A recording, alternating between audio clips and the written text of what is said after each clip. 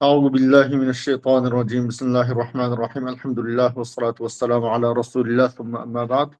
Esselamu aleyküm ve rahmetullahi ve berekatuh. Allah Subhanahu ve Taala'nın fazli ve muvaffak kılışı bilen bugün Peygamberlerinki kıssası degan dersimizni ahirini yani davamlaştırmakçı. Aldınki derslerde biz e, mahlukatlarning birinci qandaq yaratılganligi haqida qisqacha to'xtalib, onundan keyin Adem alayhissalomninki yaratılış jarayoni va bo'lgan ishlar haqida bir qancha qatim dars qildik. Eng oxirgi darslarning birida, ya'ni Adem alayhissalom zamonga tushirilgandan keyin nima ishlarni qilgan degan temada oldingi darsda faqat Adem alayhissalomni tushirishdan burungi, ya'ni shaytonninki dushmanligi, shaytonninki izidan ergashmaslik, shaytonning izidan ergashish insonni baxtsizlikka elib bordiganlar haqida to'xtalgandik. Onun aldığın dersde Adem Aleyhisselam yani zamanı düşürülgendiğin keyin nimi işlerini kıygan degan temada to'xtalgan edik. En birinci katım Adem Aleyhisselam zamanına düşürülgendiğin keyin birinci katımlık bir insani adaletini, medeniyetini, hususen medeniyetini turguzganlığı, medeniyetinin asasıga ul sağanlığı hakkında to'xtaldik. Onundan keyin Adem Aleyhisselam peygamber bulup düşkenligi, Allah'ını bir bilish, Allah'ını bir bilip bir Allah'a ibadet qilishga chaqiriq qilganligi, yani da'vatchi, islomga da'vat qilganligi. Ikkinchi bo'lib, ziminda Allah subhanahu va taoloning "Va ma xalaqtul jinna val insa illa liya'budun" degan mush oyatiga amal qilib, ziminda Allah subhanahu va taologa ibadet qilish yo'lida Allah'ını tunib manganligi. Dördüncü bulup Adem Aleyhisselam bilen Adem Aleyhisselam'ınki Kabe'ninki en birinci katım selinişi de Adem Aleyhisselam'ınki Kabe'ni sağallığı hakkında to'xtalib o'tgan edik. Bugün hem de beşinci bulup Adem Aleyhisselam zamanı düşkenden keyinki qilgan en muhim ishlarninki beshinchisi qaysi desa olimlarimiz o'tirib qo'ygan. Tabii Qur'oni Karimdagi qissalarga, voqeliklarga tayanib Adem Aleyhisselam insoniyatninki eng birinchi axloqiy prinsiplarini mush zaman tushirilgandan keyin lamcho desa o'tirib qo'ygan va mush axloqiy prinsipga bütün insonlarning o'zining avlodlarini shunga chaqagan. Allah subhanahu va taolo Qur'oni Karimda bayon qilgandek, Allah'ның hikmeti, Allah'ның ulug'lig'ining qatorida nima desa, o'zining payg'ambarlarini tanlab, nayeti yaxshi tanlangan kishilarni payg'ambar qilib avatishi. Nima uchun desa, chunki bu payg'ambarlar kishilar bularni ulga, bularni namuna deb bularga ergishadigan bo'lg'achqa, Allah subhanahu va taolo bütün payg'ambarlarni cho desa, şu zamandaki insanlarınki en yaxşısının işçinin çoğu peygamberlerin tanlap evetken. Allah Kur'an-ı Kerim'de İnna Allah istafa Adem ve Nuh'a ve ala İbrahim ve ala İmran alel alemin. Yani Allah Subhanahu ve Taala Adem Aleyhisselam'ını, Nuh Aleyhisselam'ını ve İbrahim Aleyhisselam'ın ailesi cemaatini ve İmran'ın cemaatini bütün dünyanındaki başka insanların çoğu şularını üstün kıldı, şularını talladı diyişe. Şu başka insanlardan bularını her taraftan faziletli kıygallığı. Tabi bular çoğu ise hemmisi şu peygamberlerinki otisem Adem Aleyhisselam bütün insaniyetin atısı olsa kiyinki Nuh Aleyhisselam, İbrahim Aleyhisselam bular çoğu hemmisi ise peygamberler ve şundakla cemaatidin peygamber kâgen naiti şeref insanlar. Onda boğandan keyin bu peygamberler tabi halda hemmisligidek nayet güzel ahlak ilgisi buluşu ve güzel ahlakka bütün insanlarını ergeçkenlerini güzel ahlakka çakırışı bu nayeti tabi normal ahvalimdir. Şoň Adam aleyhisselam özüniň awladyny bolsun, döwrlerini bolsun, yani bütün şu zamanda boğan insanlarını güzel ahlakını çyň tutuşka çakagan. Nime üçin diýse bu güzel ahlak Allah subhanahu wa taala tarapdan Nuh aleyhisselamga vahiy kılıngan. Allah subhanahu wa taala tarapdan bildirilgen iş boğanlygy üçin, prinsip boğanlygy üçin şoň üçin diýse Adam aleyhisselam bütün evladyny özüniňki nevrillerini olsun ve onun kitlerini olsun hemmesini muş güzel ahlak bilen ahlaklanışça çakagan. Nime üçin diýse Allah subhanahu wa taala Kur'an-ı Kerimde "Ala ya'lemu men halak ve huvel latiful habir." Yani Allah subhanahu wa taala yaratkan bütün mahlukatyny yaratkan zat boğanlygy üçin bu zat ço diýse elbette bu insanyňki menfaatini kaýsy ýolda maňsa bu insan bahtly bolalaydygan buldyganlygy dünýä we ahiretde. Kaýsy ýolda maňsa ezip hatalyşyp getirganlygyny Allah subhanahu wa taala çok en bilgiçi. Şunun için Allah subhanahu wa taala nurgun Kur'an-ı Kerim'deki ayetlerde bolsun, peygamberler kıygan vahiylerde umumy yüzlik güzel ahlakny en muhim prinsip kılıp çoğduysa Allah subhanahu wa taala peygamberlerge bildirgen ve peygamberlämu bunu çoğu özüniňki ümmetige, geçkiçilerge, öz kavmige muş boyunça şu yetkizgen. Şu Allah subhanahu wa taala Kur'an-ı Kerim'de mesela Peygamber bu Adem aleyhisselam'ninki sözünü bizge sözlep bizge hikaye kılıp nime diýdi dese fe imma ya'tiyennekum minni huden femen ittaba'a hudaya fela khawfun aleyhim ve la hum yahzarun. Silage men tarapdan bir hidayet, togry ýol käse, sila meniň togry ýol, men başlagan togry ýolga ägeşsaňlar, kim ägeşirken o ägeşkenler ço men başlagan ýolga fela khawfun aleyhim ve la hum yahzarun. Ulaga kat'y korkunç ýok. Yani ula Allah subhanahu wa ta'ala'nın azabyny korkaydygan ya kıyamet günü Allah'nınki huzuruga baga wagtda özüniň kıygan hatalyklaryga gam gaýyp bilen "Vay nim bop gitämiz" dep ula ensireş, gam gaýgy digen näse ulady bolmaýdy. Kimdi bolmaýdy? Ben elip gelgen hidayetke ägeşkenlerdi ço o kat'y kokaş bolmaýdy digen. Şunuň üçin Allah subhanahu wa ta'ala tarapdan kägen ahlak prinsipi bu hiç kandak şaraitinin ya ahvalının özgürüşü bilen özgürüp kalmaydı. Ama insanlarınki tüzgen ahlakları çoğu, insanların tüzgen prinsipleri çoğu dese, insanlar yüzünden menfaatine uygun prinsipini tüzdü. Şu prinsipini tüzüp, yani kiyin o tüzgen prinsip vakitinin ütüşü bilen yüzünden şahsi menfaatlerine uygun kelmey kalsı bu prinsipini mu çağırıp, görüp taşıydı. Allah'tan kelgen bu ahlak her kandak vakti insanların menfaati üçün, her kandak zaman, her kandak urungu şundak münasip. Kat'i bunun dışı dese nisbilik yok. Yani malum bir milletke ya ki malum bir devletke has manda emes bu prinsipler. Her kandak vakitte okşaş, özgermeydi, mengu qarıdı. Çünkü bu nime üçün dese vahiyge tayanganlyk üçün. Bu ahlaknınki prinsipi asası vahiy bolganlygy üçin. Hemmimiz bilimiz mesela Ikinci Dünya Uruşu'da, Ikinci Dünya Uruşu'dan keyin muş BDT kurulgan wagtylda nurgun uruşnyň nurgun kan tükenligenlik sebäbinden nurgun prinsipler insanlar şu çağda çoğun devletler çoğu insanlarınki hatirjemligi, bax saadet yaş üçün nurgun prinsiplerini oturup koygan. Bu prinsiplerin katarında mesela bir devlet tecavüz kılmaslığı, halkla erkin yaşaşı, dini erkinlik meselesi, insan hakları meselesi dep 49 maddeden 40. maddeden teşkillengen insanın hukuku münasebetlik nurgun maddeler var. Bulanın murgulları da İslam'a uygun maddeler mubah hatta insanın erkinliği nimesi münasebetlik uygun emeslerin ba uygunları mubah.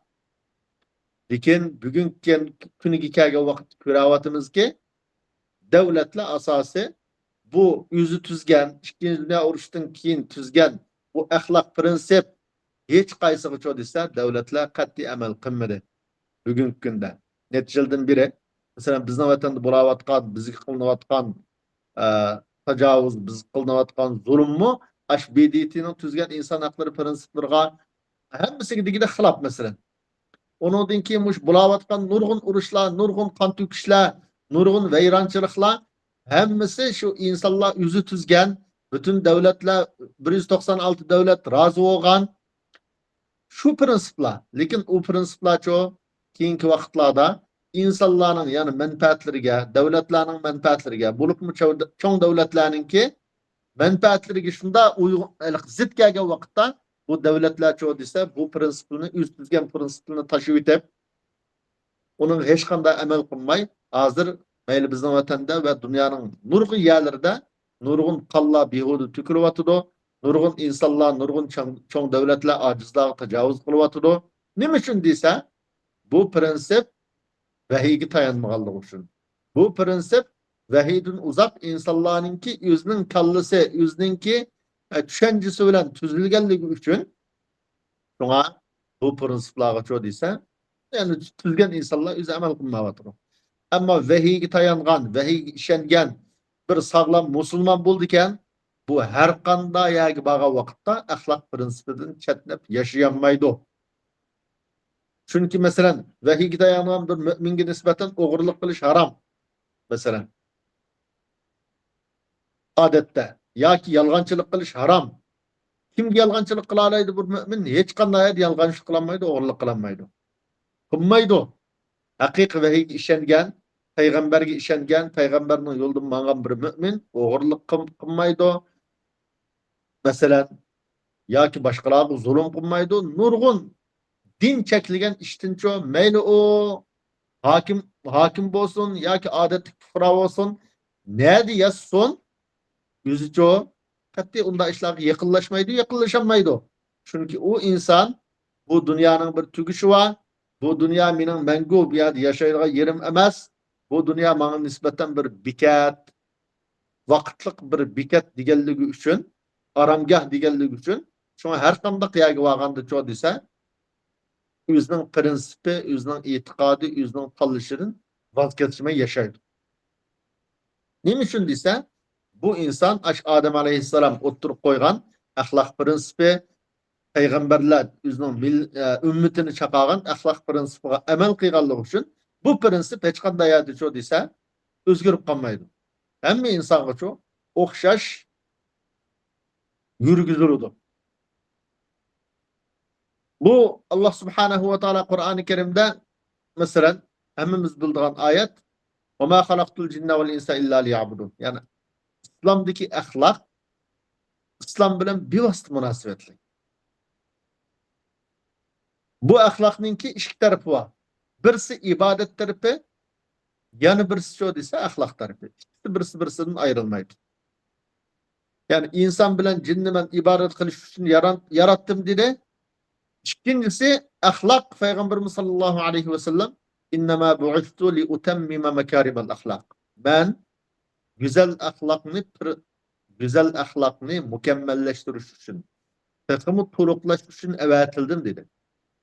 Yani ayette fakat ibadet kılış için insanlarını yarattım diyen olsa Allah Subhanahu ve Teala Peygamberimiz sallallahu aleyhi ve sellem benim peygamber bulup evetilişimdeki en asaslık, en mühim amil, en mühim sebep ne modiyse güzel ahlakını tuluklaş için dedi. Bunda oğan dikin bir Allah'ın tunuyduğun, Allah'ı ibadet kıldığın bir mümin bir halde çoğu ise yüzü ibadet kılgan bu Allah çekilgen bir ahlaki prensipini çoğu ise kat'i vuzu etmeydi. Kat'i onu veyran kılmaydı. O perdeni yırtmaydı. Şuna ibadet insanınki hayatı da ahlakını en yıldızlaştırışke bu insanı çunkur ahlakınki gerilişige ibadet yardım berdi. Şunun için hakiki Allah ibadet kıldığan, hakiki Allah perz kıygan işlerini caydı kıldığan, Peygamberimiz sallallahu aleyhi ve sellem'ge hakiki derecede ergeçken bir mümin kat'i ahlaksızlık kılmaydı. Ahlak prensibi zıt işlerini kat'i kılmaydı. Şunun için mümininki ahlakı Peygamberimiz sallallahu aleyhi ve sellem başka nurgun hadislerdi mu? Mesela bir hadis Peygamberimiz imdeydi ise akrabukum minni meclisen yevmel kıyame ahasinukum ahlaka. Yani kıyamet günü ma cennette en yakın turalaydıgınınla senin ahlakının güzel boğununla. Yani senin ahlakının güzelle kıyamet günü men bilen biriktirisler deb bişaret verken. Yani bu doğruluk nurgun hadisler ve muş prensipler doğruluk ise nurgun yol yürükler dinimizde var. Bu demek Adem Aleyhisselam zaman düşkenden kiyinki en muhim boğan yani ahlak prensipini biktiş ve muş asasda yüzden evlatlarını terbiyeleş bu Adem Aleyhisselam'ın muhim 5. işi boğan. 6. yani bu ahlak münasebetlik Kur'an-ı Kerim'den bayan kılıngan ahlakның ki asli insaniyetinin her kanda bir faziletlik sağlam bir insanın ki asıl dikkat kılış tegişlik işleri bunu Adem Aleyhisselam oturup koygan ve peygamberlerin hemmisi mi çoğu ise oturup koygan. Adem Aleyhisselam ve Adem Aleyhisselam'ın evlatları boğan peygamberler hemmisi en güzel ahlak ilgisi. Bu en güzel ahlakın ki birincisi ne ise mesela rastçılık, amanet. Rastçılık, amanet desek bütün insaniyet yakşı gördüğün meyli o kays dinde olsun, kaysı milletin olsun bütün insaniyet karsak hemmeden rastçıl adamını yakşı gördü. Amanetcan amanetini yaxşı saklaydıgan, amanet hıyanet kılmaydıgan insanını yaxşı gördü. Demek muş amanet bilen rastçılık bütün peygamberlerde var ve peygamberge egeşken her kandak insandı çoğu bu tepede. Şun Kur'an-ı Kerim qaraydigan bolsak, peygamberlerin hemmisi de davet kılgan öz kavmini, samavi dillanın hemmisinin kitaplarında bayan kılıngan 10 vasiyet de Kur'an-ı Kerim'den bayan kılıngan ve başka kitaplarda mı çoğu Tevrat, Zebur, İncil'den bayan kılıngan 10 türlük vasiyet var. Bu muş 10 türlük vasiyet bütün peygamberlerinki öz kavmini çakagan ahlakınki yiltizi yaki ahlak prensipinki asası. Sonra Allah Subhanahu ve Teala A'raf suresinde ve En'am suresinde A'raf'ta mı biraz var lakin En'am'da takımı tefsiri var. Bizge 10 türlük tavsiyen kıygan. Birincisi ayetini bir okuyutay.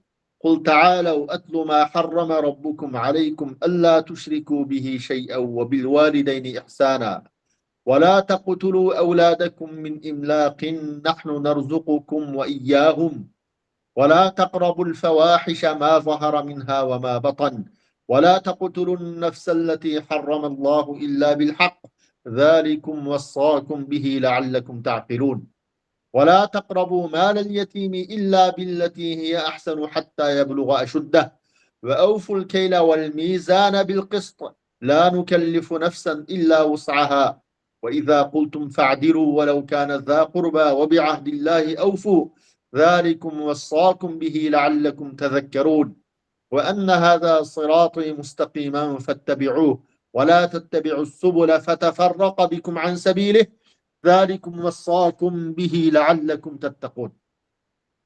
Manmış yukarıdaki 10 türlük vasiyet bu Allah Subhanahu ve Taala'nınki bütün peygamberlerge sağlam bir cemiyet kuruş için bütün peygamberlerini buyurgan, yetkizişki buyurgan çoğu ise vasiyetler. Bunların hemmisi tabi halda insanların özleri birisi yardım biriş, birisini yaxşı görüş, birisiga eziyet vermeslik, cemiyetini her xil afetlerden saklaş ve aciz kişilerge yardım beriş asasıdır çoğu kurulgan vasiyetler. En birinci vasiyet deyilgendek Allah'a şirik keltirişini tusaş. Ama niçin dese Allah'a şirik keltiriş kiyinki bütün vasiyetlerge emel kılmaslık alıp bardıgan işim. Çünkü Kur'an-ı Kerim'de inne şirke le zulmun azim dedi. Yani Allah'a şerik keltiriş zulümün en çoğu değildir. Şuna bugünkü dünyada insanlığa bulavatkan en çok zulüm nereden kelip çıkmadır? Şu Allah'a şerik keltirigen mahluklardan kelip çıkmadır. Allah'a şerik keltirigen mahluklardan bütün kan tükeş, bütün zulüm, acizlarını buz gitiş, acizlarının mal mülkünü kendini içiş, muşulunun hemsi şu asaslık, müşriklerden bulavatır o. Meyli müşrikler ehli kitaptın bolsun, ya ki başka butperestlerden bolsun, meyli komünistlerden bolsun, bu şuranın en cinayetli sebep boğan nesinin en birinci sebebi amın nime dese Allah'ı şerik keltiriş. Şuna Allah subhanahu ve teala bu ayetle قل تعالوا أتلوا ما حرم ربكم عليكم ألا تشركوا به شيئا. Digil li Muhammed sallallahu aleyhi ve sellem ben silige kilanı minin yanımga Allah silanın ferveydigarın silaga haram kıygan nesilini men silig dep biray onu okup biray dep en birincisi nimini koyduysa Allah tuşriku bihi şey'a. O Allah'a hiç neslini şirik keltirmeslik. Demiş hadise Allah'a şerik keltiriş Allah subhanahu ve taala haram kılgan işin en birincisi. Nimişin? Dese Allah kainatın yaratıcısı, bütün mahlukatının yokluktan bar kıygıcı zat. Bu zatga şerik keltiriş bu dini itikadının aslını buzuş. Şeriatının en birinci prensipi karşı çıkış. Şunun için bütün peygamberlerin daveti çakırık nime olan öz kavmiye dese Allah ta'budu illallah. Bir Allah'a ibadet kılış, çakırış, bütün peygamberinin çakırık şu. Şuna Sure Şura'daki peygamberlerin daveti qaraylı, Hud suresindeki peygamberlerin daveti qaraylı, hemmisi qarsak dese, ya kavmi abudullah ma lekum min ilahin gayru. Muşu ulanın hemmisinin prensibi muşu. Yani bir ilah'a ibadet kılınlar. Sonra o ilahtan başka ilahinla yok. Şuna Allah'ın bir bölüş, imanın en birinci prensibi. Çünkü Allah'ın bir bilişinin özü günah masiyetinin hemmisinin keçirilişine sebep buludu. Allah'ın bir bilgen insanın Allah subhanahu ve teala günahını keçirdi. Hatalışıp kalgan bolsa, bazı günahını kalgan bolsa. Ama Allah'a şerik keltirgen bolsa şu haddi keçirmeydi. Şuna inna Allah la yaghfiru ey yushrake bihi ve yaghfiru ma dune zalik. Allah subhanahu ve teala yüzüge şerik keltirilişini haddi keçirmeydi. Ama onundan şirkten başka günahını çoğu dese Halıgan bendininkini keçirdi o diye. Ama her kandak mümin en birinci olan yüzünün imanını sağlam için şirkten ve şirkki elip bardığan her kandak emelden çoğu uzak duruşu lazım. İkinci vasiyet ve bil valideyni ihsana. Yani şu insanın dünya kilişke sebep boğan ata-anını çoğu dese unutmaslık ata-anıga yakışlık kılış. İhsana dedi. Yani ata-ananlığa adaletüyle muamele kılınlar demedi. Belki ata-ananlığa yakışlık kıl dedi. Yakışılık diyen gep, ihsan diyen söz Arap dilinde adaletin mi üstün? Adaletin mi üstün? Şunun için bugünkü dünyada qaraydigan bolsak, İslam dünyası, dindar Müslümanlar özünün ata-anasına yakışlık kılışta dünyadaki insanların en birincisi. Her kandak bir yakşı Müslüman özünün ata-anasını Santuriyaga qirlarning aldın qavraldığı yerga apırıp koymaydı. Bu iş nereden çıktı dese en birinci olap dinsizlerin hayatı diyecek. Xitoydagi mesela ve başka komünistler ve başka dinsizler. Dinden uzak insanlar diyor dese ata-anası şunda qirib kelişiga pul olmaylan qasa ata-anasınınki derhal çoğu dese Santuriyaga apırıp koyduğan anılar bayramı günü, dadılar bayramı günü de ya falan bayram, tutanı bayram de bayramında baralısa ziyaret kılıp Santuriyaga berip yoklap koyduğan, baramağalla gül evetip koyduğan, ya ki telefon kılıp koyduğan başka vakti kari yok. Bu şu, kimden sadır oludu dese çokum dinden uzak. Ya ki Müslüman bolsumu hayatı, yaşı, dini prensiplerden uzak insanları görülüdü bunda kahval.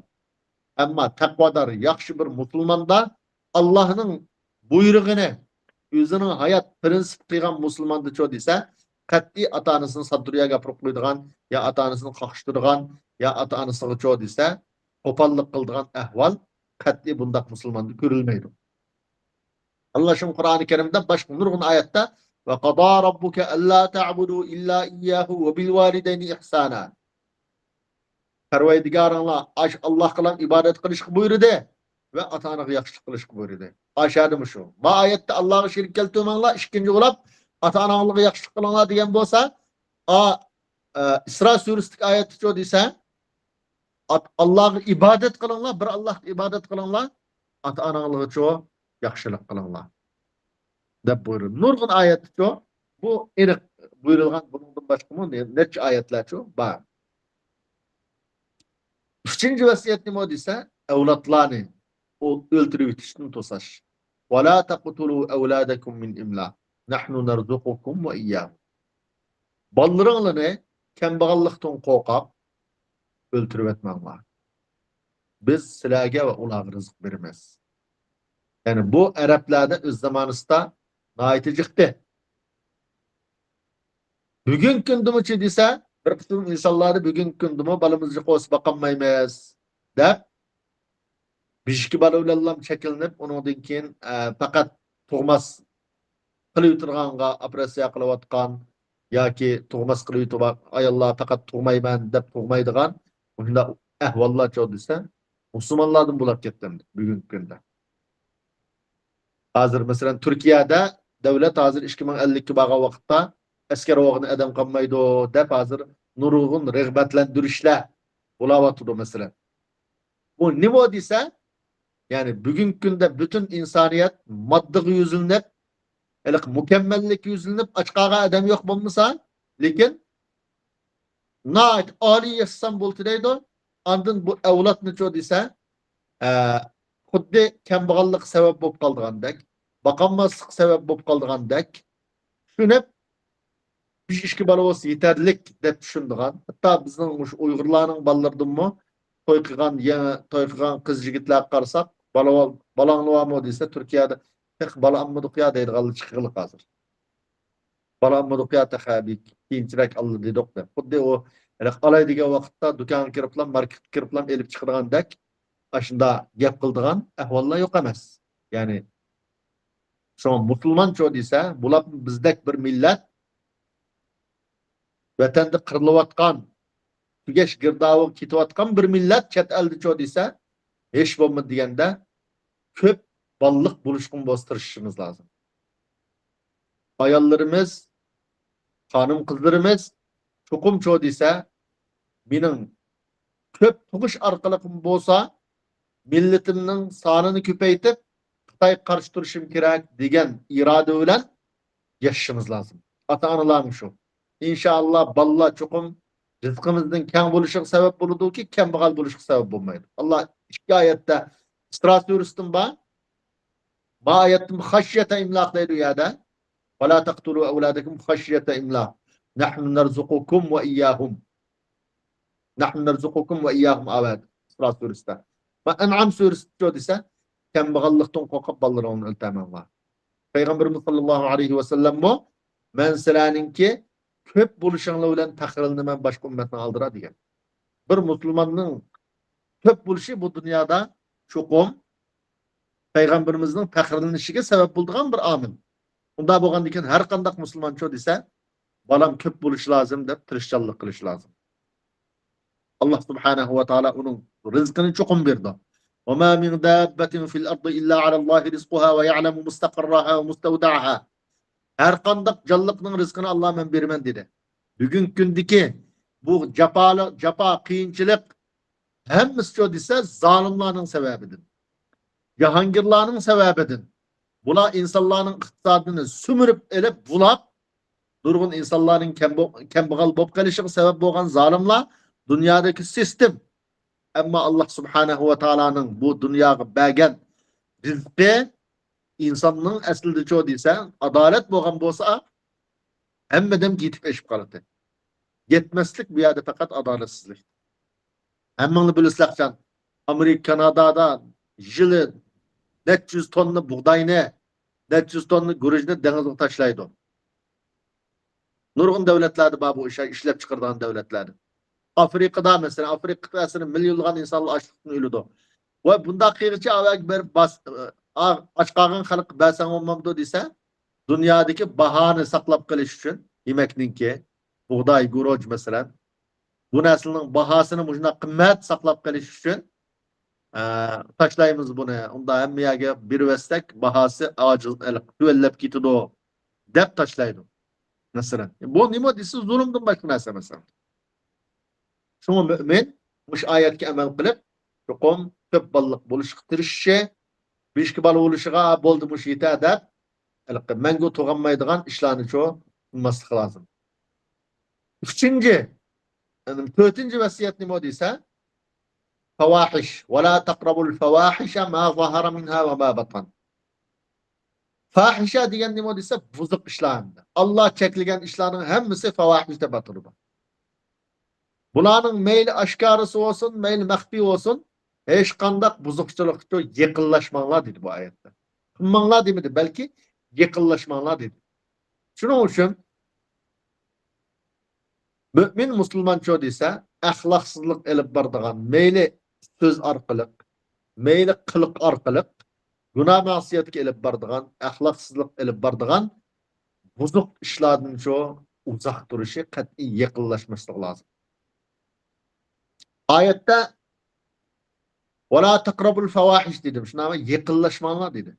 Onun dikin مَا ظَهَرَ مِنْهَا وَمَا بَطَنْ. Bulup mu günahını bir adam pisa günah kaldı. Ama mehbi oldu.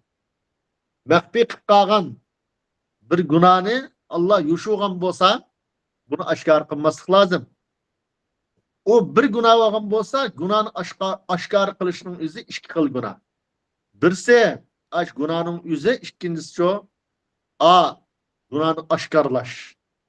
Şu ayette mehbi ve aşkara dep iki ibaretini sürüşe yani günahını aşkarlaşının üzü ayrım bir günah sebep olur demek. Nur surasında innellezîne yuhibbûne en teşî'al fâhişetu fillezîne âmenû lehum azâbun elîmun fid dünya vel âhireh. Yani buzukçılıkni müminlerin içinde aşkarı kılıp her yerde tartışını halıqanlarını çoğu deyse yaxşı kırdıqanlarga Allah'ın katlı azabı var dedi. Günah masiyet kılış bir cinayet o kıygan günahını masiyetini aşkarlaştı ikinci bir cinayet hem de. Yani günahın üstüki günah. Cinayetin üstüki cinayet. Şunun için mesela hazır Facebook'ta bir insan mesela İslam'ı söymeydi, yaxşı görmeydi, Müslümanlığı yaxşı görmeydi. Ama Uygurluğun işinin değil.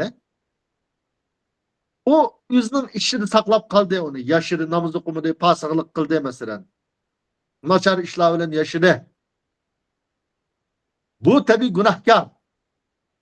Ama yanı birisi aşına okşaş insan dinden uzak yaşaydı.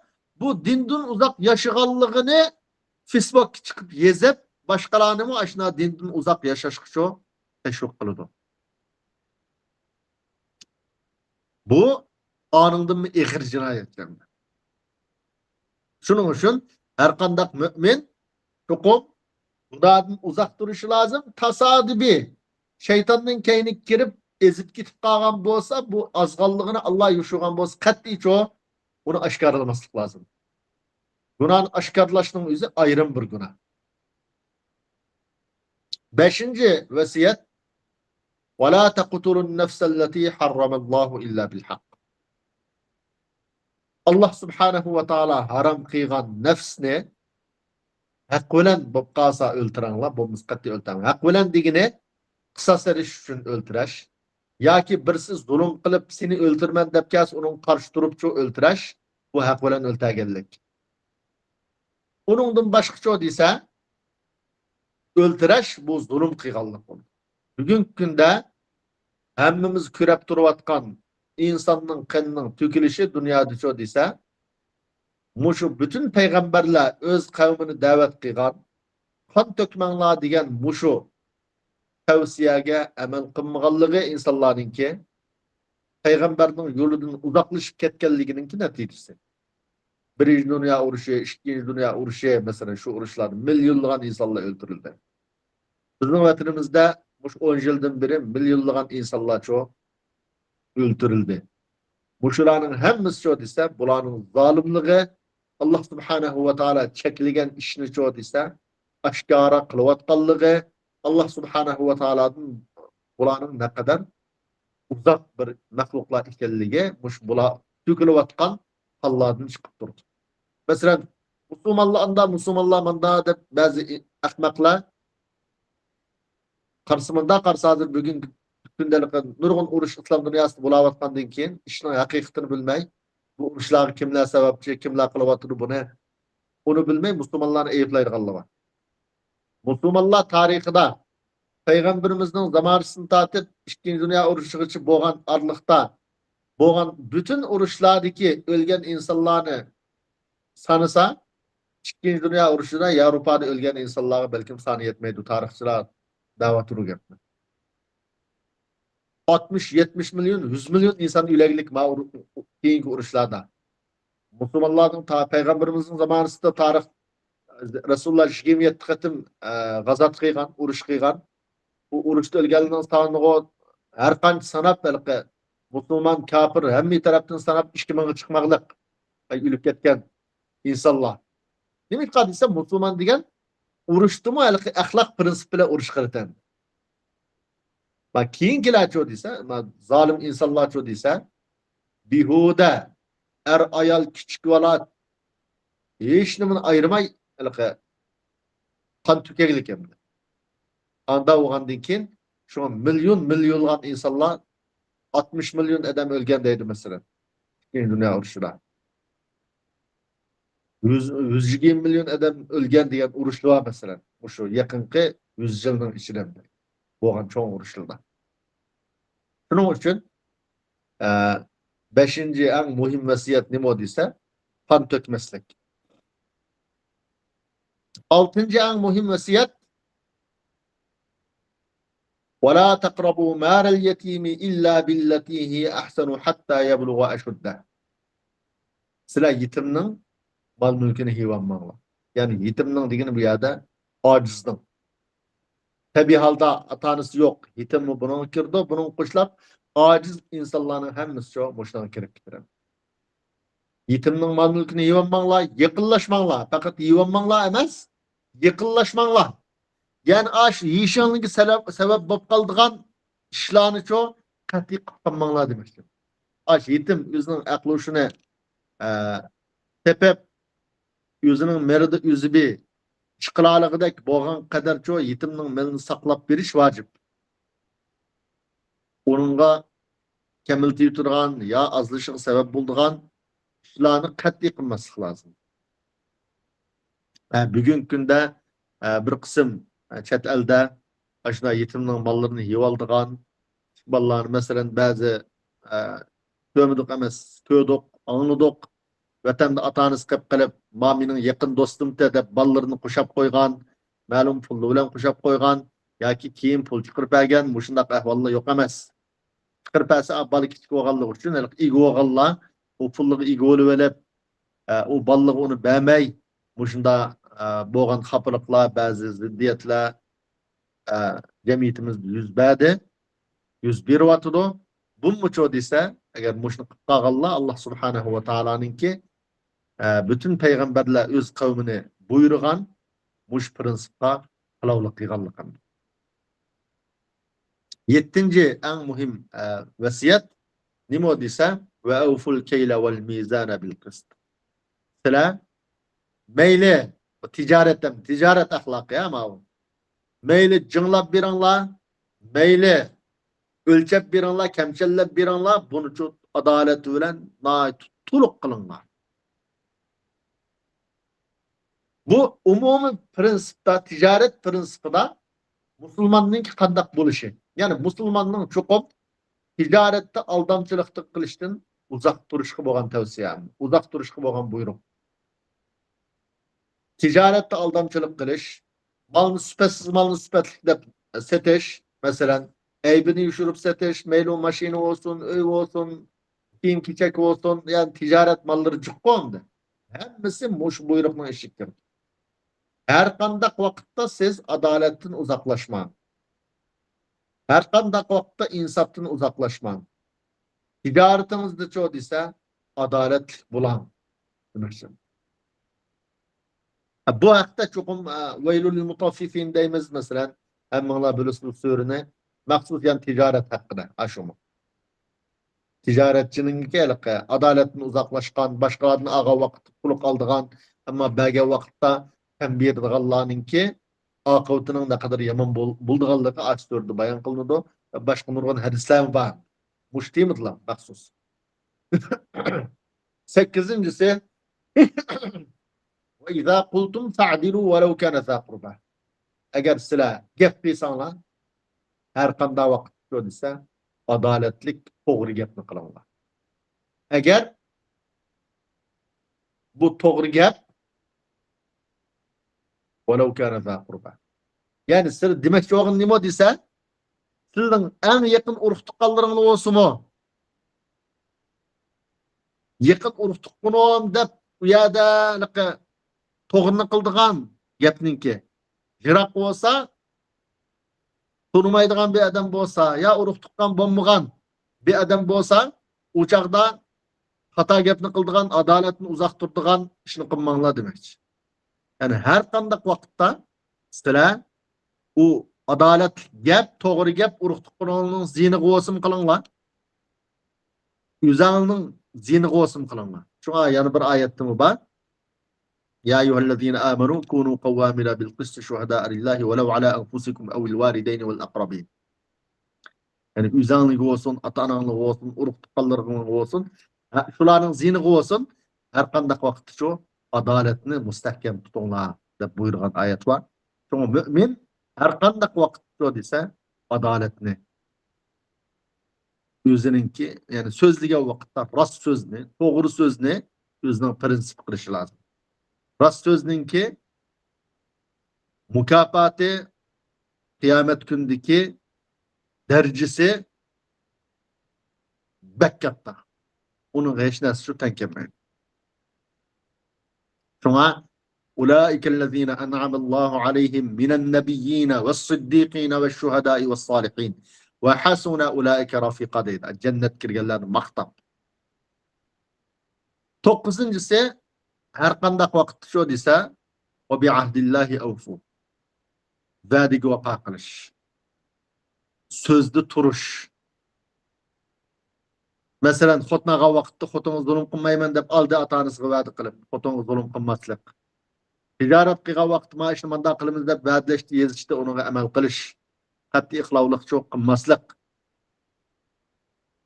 Her kandak wagtda özüninki sözüri turuş bu müminlikniň alameti. İmanyň alameti.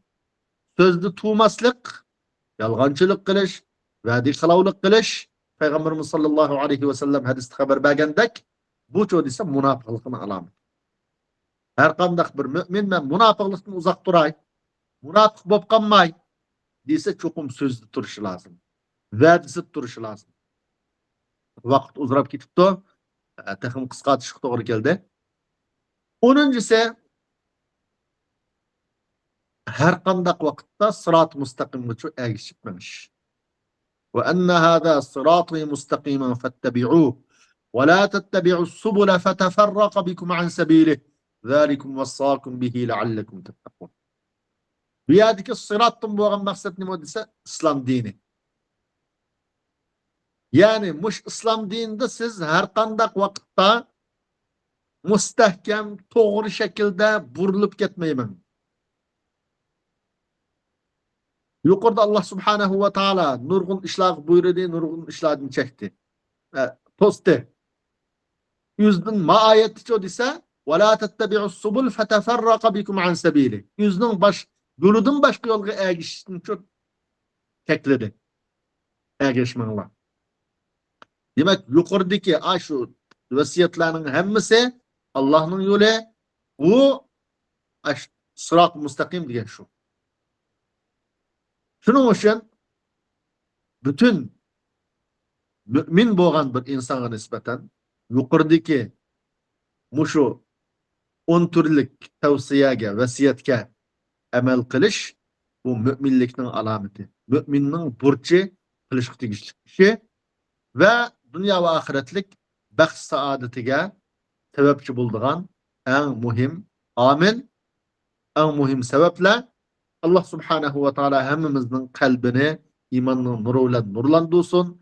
Yukarıdaki Adem Aleyhisselam ve onundan kiyinki bütün peygamberler kıygan tavsiye, vasiyetlerge yüzümüzün gündelik hayatıda emel kılışka Allah Subhanahu ve Teala nisip etsin. Subhanakallahumma ve bihamdik. Eşhedü en la ilahe illallah. Estağfiruke ve netubu ileyk.